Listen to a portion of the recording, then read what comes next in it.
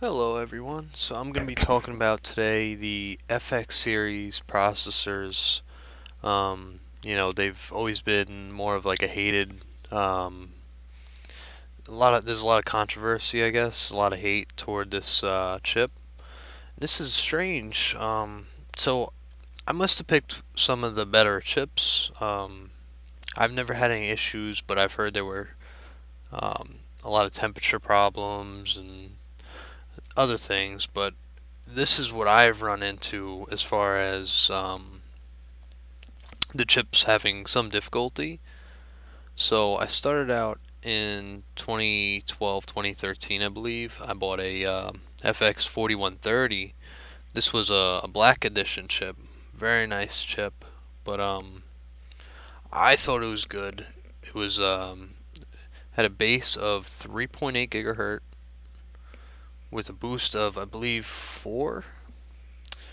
Now, this was a quad core, so this is where I think the problem was. I think the problem with this chip was that it was a quad core.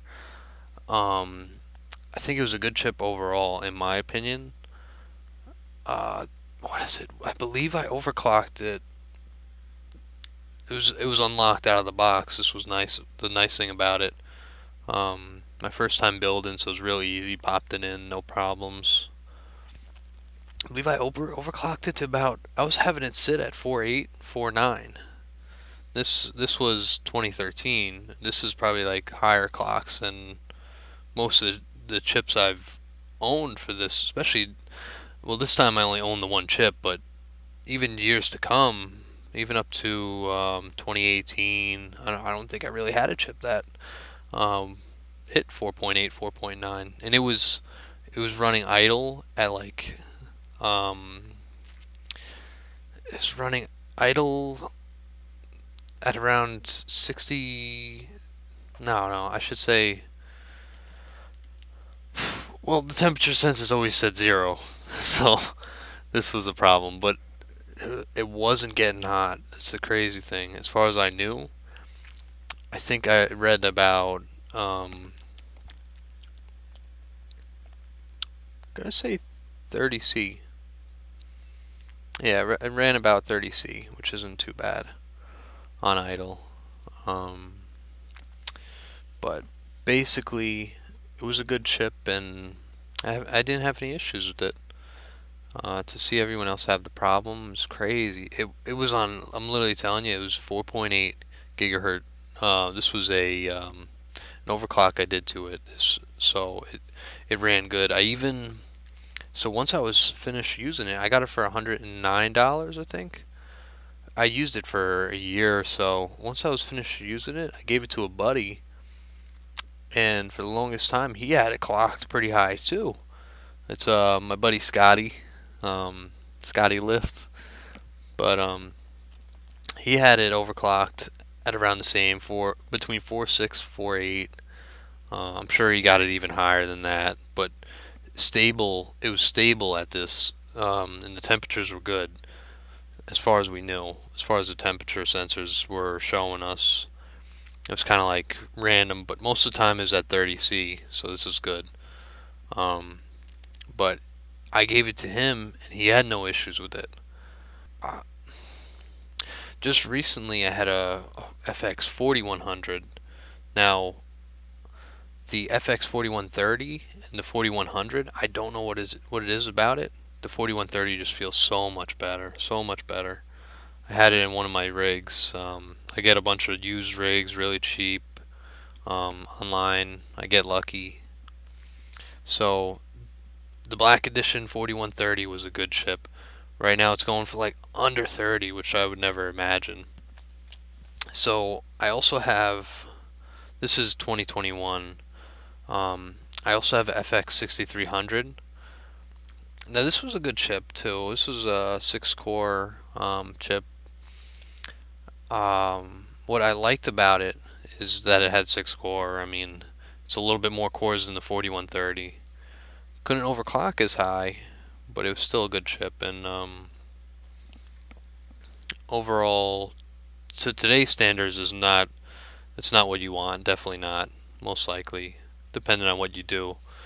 I had, no, this is another one I came across. It was a FX 8130, or no, I'm wrong. Excuse me, just a moment. Okay, so it was a FX 8120E. 8120E, that's what it was. Now, I didn't like these too much. This one I got because I wanted to be more efficient. 8120E model. Yep. Here it is. I got it for cheap, and it's a good chip. So here's where the problem came in. It's an 8 core, and it's a low voltage, low energy, like power consumption type deal for the chip itself. Personally, this was when I started to dislike the FX series. Normally I would like it. The FX 4130 was great. The FX 6300 was good, not as good, but good. And the FX 6350 was like, at the time, a sweet spot. You wanted the FX 6350 at the time. My buddy had it. It was definitely a good chip, and for like $20 more too. 2 extra cores. It's a good deal.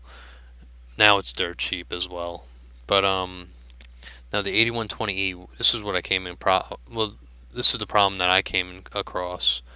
I've never been that great at overclocking in general, so take this with like a grain of sand, etc., grain of salt. I try to overclock it, nothing, won't budge at all. Can't get it to overclock one bit, and I think it had probably something to do with the energy settings, but otherwise the performance wasn't as good as expected. Definitely not what I expected out of it, and I was kind of upset. I then went to the FX 8350. This is where a lot of people completely dislike this chip, and I don't understand where the hatred came from, but this was a solid chip. Everyone wanted it, but yeah, everyone wanted it. Everyone bought it. It was popular, and I even bought it. I had no complaints, and it was a good chip. They were all, I'd say all of them were pretty good, except the FX 8120E. This is where I noticed the main issues. Otherwise, for the 4 core, it felt like a 4 core. The 6 core did amazing, and then the 8 core 8350 did even better. So let me know what you think. Let me hear your guys' side of the story. What do you guys think about the FX series? I definitely know it ran hot and had its issues. I'm gonna say there was probably more driver issues that I didn't realize, most likely, that a lot of the viewers and the consumers may have noticed.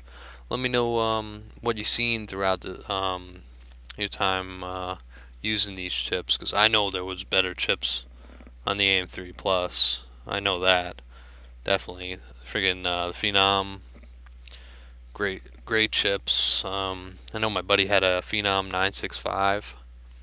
It was a good chip, but there was oddball chips too. This is why I just loved looking through all these old chips. They had like the Athlon 3 core.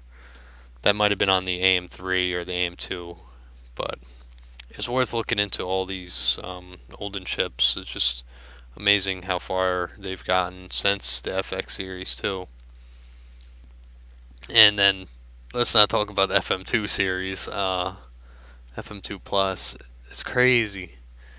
The FX series can get so there's so much hatred toward it.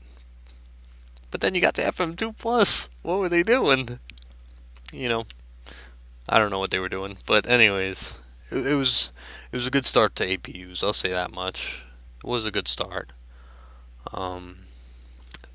It's definitely interesting to see. And then only a year or two, only a few years after FM2 Plus, like, was kind of overshadowed, being that yeah, only a few years after FM2 Plus kind of like was getting older and stuff, I would see motherboards at Micro Center for like 20 bucks, 30 bucks. So they were a good option for a cheap rig too. And then you would have like dual graphics where you use like a card, but it had to be a specified card to use with the FM2 chip, which, oh, that was a pain. That was a pain. But you know, nowadays that wouldn't be worth your time if you're trying to play new titles. But yeah, the AM3 Plus was, in my opinion, a good platform, and the AM4 Plus kind of just blew everyone away, in my opinion. So they did such a good job, and I just hope to see more from AMD. And I know they're not going to bring the FX series back, most likely, but shoot, I'd be one of them. I'd be one of the people buying if it came back. Risen's great though. I got every like 6 months, if they come out with a new one, I buy a new one. I bought the so I started with the Ryzen 3 1600. I went to the Ryzen 5 16, Ryzen 5 26. Then I went to a Ryzen 5 3600, a Ryzen 5 3600 XT, and now I'm at the Ryzen 7 5700. Yeah, the Ryzen 7 5700G. So if you want any information about any of these, let me know. I could tell you a little bit about them. Overall, all the chips were good, and I had no issues. So thank you for watching. Again, my links to Robinhood and Firstrade will be at the bottom. Please feel free to use them if you want to start a new stock account. Also, thank you again. Please like and subscribe. I'll talk to you all soon.